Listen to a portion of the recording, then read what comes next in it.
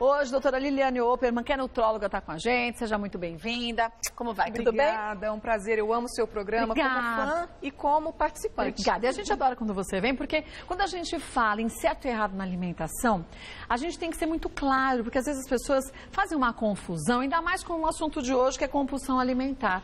Exatamente. O que é comer por gula e o que é ter uma compulsão alimentar? São duas situações bem distintas, né, doutora Liliane? Seria um piorar da gula, né? Como se a gula fosse o além da fome e a compulsão o além da gula.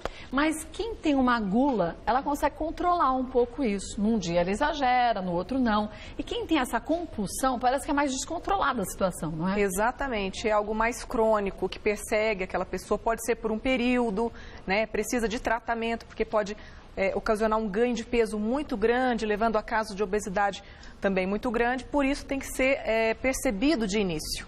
A gente vê hoje em dia crianças com transtornos alimentares, o que é muito triste, Infelizmente, né? Kátia, é muito triste e pouco atencioso, porque criança ainda se tem aquele conceito de que gordinho é bonitinho, do que fofinho é saudável. Já em adulto a pessoa até leva mais a sério, né? Mas é bom a gente também falar da questão da criança, obesidade infantil também. Só que quando se fala em compulsão, e principalmente na infância, vamos começar pela infância, a gente não pode esquecer que o exemplo vem do pai e da mãe também, né? Ah, sim. Saiu da mesa do almoço, do jantar, já está atrás de alguma coisa para beliscar, né? Exatamente, a gente educa com exemplos. Eu, como mãe de 3 filhas, eu sempre falo que não adianta, às vezes, você querer que elas tomem um caminho e fazer um caminho inverso. A gente tem que dar exemplo, às vezes não precisa nem falar, é só fazer. E criança é esponjinha, né? Eles aprendem com muita facilidade e aceitam também com facilidade, desde que sintam que eles estão fazendo algo que os pais também fazem com naturalidade, né? Exato, até uma dieta, que às vezes eu falo para uma paciente minha que está fazendo, tomar cuidado para não passar aquele estresse para a criança. Às vezes a criança, ela é uma criança magra, come bem, mas a mãe com aquela loucura de dieta acaba passando essas neuras na infância. Então, se a mãe está fazendo dieta, tem que ser de uma forma mais sutil, e se ambas, toda uma família está fazendo, tem que ser algo que vai trazer alegria, que vai agregar saúde, e não um sofrimento. Muito pelo contrário, é para evitar o sofrimento. Agora, a grande maioria das pessoas que tem essa compulsão alimentar não tem compulsão por cenoura, por beterraba, por alface, por pepino. A gente tem por açúcar, por carboidrato. Então, esse é um outro agravante, né? Mas eu vou te contar uma coisa que funciona. O quê? Veja só, quando uma pessoa tem uma compulsão, às vezes o que ela precisa é preencher um vazio. É estar ocupando a boca, ocupando as mãos, tendo uma atitude repetitiva. E eu já vi paciente dizer para mim que tanto faz ela estar comendo um bolo de chocolate, um pedaço atrás do outro, como uma alface ou uma lasca de cenoura atrás da outra. Ah, que bom! Então come a cenoura. Não todos os tipos, porque tem a compulsão que é desencadeada por baixa de serotonina e vai fazer a pessoa querer carboidrato pesado, chocolate, né, tudo isso. Então, para essa que precisa estar se ocupando, às vezes alguém que largou um cigarro e que tinha aquele hábito, né, aquele maldito hábito, né, de estar levando uma coisa à boca, porque querendo ou não, a pessoa quer preencher um vazio. É verdade, né? Sempre, né? Exatamente, só que o vazio a gente sempre condiciona o estômago, é tão fácil, né? Às vezes o vazio do nosso coração não está ali na geladeira. É verdade. Não é? E não vai salvar nada na sua vida o comer demais. Te traz outro problema. Adiciona mais um problema à sua listinha, né? Mas esse é um problema que eu vejo que as pessoas, elas vivem o agora. Sabe? Elas vivem assim, estou ansiosa, estou nervosa, estou com este problema, tenho que resolver isso, por isso eu vou comer. Amanhã eu penso. Amanhã eu entro na academia, amanhã eu faço dieta, só que amanhã são outros problemas. E sempre a gente vai ter problema, né? Sempre. Não tem jeito. E condicionar as atitudes a problemas e comida é um comportamento que tende a ficar repetitivo. Mas será que isso não vem também de uma educação? Ah, sim. Porque, por exemplo, a criança cai, vamos dizer, criança pequenininha cai e bate a cabeça. Aí vamos lá, a mamãe vai te dar água com açúcar. Água com açúcar acalma. Então você associa o açúcar a compensar algum problema que você está tendo, alguma tristeza. Ou uma premiação, por exemplo, a pessoa esperou uma premiação no trabalho, uma promoção no trabalho não teve, mas ela condicionou aquela premiação da infância do tipo, se comportar vai ganhar chocolate, se comportar vai ganhar. E ela, como comportou no trabalho, mas não teve uma promoção, então ela vai se presentear. E não é com um pedacinho, não, de chocolate, né? Quem dera se fosse, né? Quem dera. Agora, a grande maioria das vezes, eu acho que essas pessoas que têm a compulsão alimentar nem sentem o gosto do que estão comendo. De comem com uma voracidade que não dá para sentir o sabor, né, do alimento. Eu lembro, na minha infância, eu devia ter uns 8 anos ali, né? E sempre quando compra um biscoito de chocolate ou um monte de chocolate, tem que dividir com os irmãos, eu ficava querendo comer, porque eu sabia que todo mundo ia comer e quanto mais eu comesse na frente, eu ia comer mais. E minha mãe falou, para, que graça que tem fazer dessa forma, você não sente o gosto. Nem sabe o que está comendo. Mastiga, sente, mesmo que ele seja menos quantidade, porque talvez você não agindo dessa forma vai perder, você vai saborear mais. Eu falei, como foi sábia a minha mãe. E você ganha, porque aí você sabe o que você está comendo e você sente o prazer de comer algo que você gosta e sem a necessidade de comer demais, né? E quanto mais devagar come, mais dá tempo para o cérebro entender que você se alimentou. Se a gente, em 10 minutos, que é um tempo legal, assim, de o nosso cérebro perceber a saciedade, em 10 minutos a pessoa comer 3 pratos, e em 10 minutos ela comer um prato, mais lentamente, a saciedade vai ser praticamente a mesma. Por isso que às vezes a gente come tão rápido, mas tão rápido, quando você acaba de comer, você está tão empanturrada que você parece que vai ter um troço. Isso acontece no compulsivo. Ele sente o desconforto, mas como ainda existe o buraco vazio, que não é o estômago, ele continua a comer. Ele continua até não aguentar mais. Até quase explodir, a sensação é quase essa, Algumas né? pessoas, inclusive, vomitam, não porque se arrependem, como é o caso da bulimia, mas pelo próprio excesso, por passar mal. Porque não consegue continuar com aquela comida no corpo, né? Exato, não consegue frear e depois, na hora que dá a dor muito forte, a pessoa tem que colocar para fora, infelizmente. Olha, temos alguns mitos e verdades. Vamos ver o primeiro deles? Olha, beber bastante água ajuda a evitar a compulsão alimentar. Isso é muito interessante, porque no nosso hipotálamo, um lugar que tem lá no cérebro que dá o sinal de tudo que acontece, né, no nosso meio, o centro da fome e o centro da sede são muito próximos. Então, uma pessoa desidratada e com sede, ela pode ter a percepção de fome. Errada, né? Errada. E ela vai o quê? Vai comer só que nunca vai existir a saciedade, porque a saciedade é por líquido. A não ser que ela coma comida, né? Um melão, uma melancia, uma coisa que hidrate junto. Mas geralmente as escolhas não são essas. E normalmente quando a gente sente sede, a gente já está desidratado, né? Por isso que a gente tem que ter hábito, né? Aliás, o tratamento de compulsão é muito hábito. É a pessoa comer de 3 em 3 horas sem fome. Ah, mas eu não tenho fome, mas ok, faz comer, parte, né, do tratamento. E aí não vai ter essa vontade de atacar a geladeira o tempo todo, né?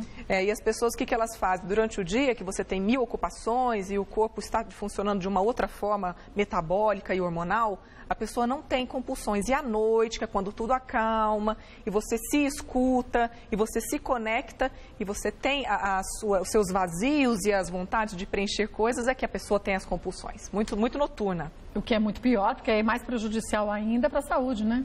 Kátia, tem gente que acorda para comer de madrugada. Ah, mas eu já tive fase assim. Acordar com vontade de comer macarrão com manteiga. Na gravidez? Não, meus filhos não tiveram esse problema. O problema era meu mesmo. Mas era de buraco, de você querer mudar alguma coisa na sua vida, não saber por onde começar e você achar a comida é a primeira saída. E é a pior saída. Não é a primeira, é a pior. É a pior, porque na verdade ela mascara o problema, ela engana provisoriamente e a gente adia a resolução desse problema. Aí não adianta, você vai passar a ter mais um problema, mais aquele que você já tinha. Não adianta nada. Bom, então aqui é uma verdade. Isso né? Vamos ver a próxima. Mito ou verdade, qual será, hein? Comer escondido pode ser indício de compulsão alimentar. É uma verdade? Isso é uma verdade, né? Não só de compulsão, mas na própria bulimia, outros transtornos também podem acontecer de a pessoa querer comer escondido. Não que ela queira esconder do outro, às vezes ela quer esconder dela mesma. Ela sabe o que está fazendo errado? Ela sabe, mas é uma necessidade que vai além do saber e do consciente. Então, para não pensar e criar um segundo problema naquele momento, ela fica com simplesmente a vontade desesperadora de se resolver. Então, ela come, mas ela esconde. Mas ela sabe que ela está se sabotando? Que é uma autossabotagem? No momento, talvez não. Depois ela sabe. No momento, o vazio, as outras causas, o que está por trás de tudo isso, que é a verdadeira causa, às vezes é tamanho que tira mesmo a pessoa mais inteligente do mundo de perceber isso. Mas aí a necessidade, nesses casos, de um tratamento multidisciplinar, né? Com psicólogo, Sim, né? Sim, psicólogo, nutricionista, nutrólogo, psiquiatra, educador físico. Atividade física, ela tem um efeito de corrigir o metabolismo, de ajudar o metabolismo a liberar gordura para o gasto e a gente não ficar tão desesperador para querer comer. E aí é engraçado, quanto mais atividade você faz, mais vontade você tem que fazer. Você tem a vontade, você fala assim, porque fica viciado. Não é porque fica viciado, não, é que você percebe que você pode, aí sim, eliminar aquela sensação negativa que às vezes você tem de ansiedade de uma forma mais positiva do que comendo. Inclusive tem compulsão por exercício também. Aí também é um problema. Que é também para preencher outros vazios, sim, né? São endorfinas, a pessoa busca isso. Eu acho, Kátia, que tudo no mundo é a moderação, é o equilíbrio. Né? O equilíbrio. Tanto para comer, como para exercitar, para tudo, até no amor. Sim. Não é? Porque excesso de amor, nesse sentido, também é uma doença, sufoca. Vamos ver mais um? Mito ou verdade? Esse transtorno não tem cura. É um mito. Mito, tem né? Tem cura. O que pode é a pessoa perceber que ela já tem essa tendência, e a tendência é ser dela, da personalidade dela. E isso, se ela... eu sempre falo que é importante a gente vigiar. Uma vez que você deu conta de uma doença ou de um problema, ficar ali, né, na espera, atento, porque tudo pode voltar. Né? Se a pessoa que corrigiu os hábitos esquecer esses hábitos, agora eu não sou mais compulsiva, então eu não preciso mais comer de 3 em 3 horas, a tendência é voltar. Quando você acha que você não é mais aquilo que você foi, aí você relaxa. E no relaxar, a nossa essência, né? Os nossos problemas, o nosso subconsciente com as vontades que nos fazem tomar um caminho quando você sabe que o melhor era aquele, faz com que você escolha novamente o caminho errado. Por isso, da necessidade do tratamento multidisciplinar, para você identificar qual o start para você ir atrás desse alimento como uma forma de você suprir alguma necessidade que você tem na vida, né, doutora Liliane? Sim.